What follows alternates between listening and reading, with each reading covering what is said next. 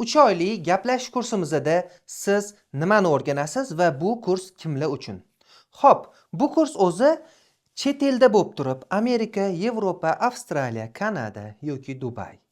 Shu davlatlarda bo'lib turib ingliz tilini umuman bilmaydi, ish ko'p, vaqt yetkiza olmayotgan insonlar uchun, chet eldagi yurtdoshlarimiz uchun. Bu kursda siz noldan harfdan boshlab turib faqat gaplashishni o'rganasiz. 30 ta dars bo'ladi, tayyor onlayn kursdan o'rganasiz. Siz kursda hech qanaqa grammatikani ko'p o'rganmaysiz, qiyin narsalar yo'q, yozib o'tirmaysiz. Eng asosiysi faqat ko'rib o'rganasiz.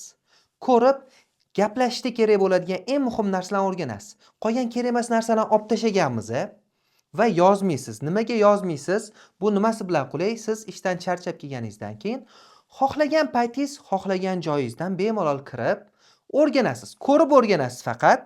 Lekin so'zlari bo'ladi, lug'ati yodlash uchun, yodlashga so'zlar beriladi. O'shani yodlab turib, mashqlarni qilsangiz, sizga kerakli bo'lgan eng muhim narsalarning hammasini gapirasiz, xudo xolasa. Xayolingizdagi o'zbek tilidagi narsalarni ingliz tiliga tarjima qila olasiz. Men faqat eshitib tushunaman, Ibrohim aka, lekin gapira olmayman, oddiy mana bunaqa qiyin deyishni ham bilmayman deydiganlar uchun bu chet elda yoki ko'p yillardan beri ingliz tilini o'rgana olmay, to'g'ri ustoz topa olmay yurganlar uchun. Shuning uchun shu kursimizda hozir Ramazon aksiyasi bo'lyapti. Ramazonning oxirigacha ulgurib qoling. Shu nomerga Telegram yoki WhatsAppdan Ramazon skidkasi yoki Ramazon aksiyasi deb yozing. Sizga kursni narxlari qanaqa bo'lishlarini hammasini tashab beramiz.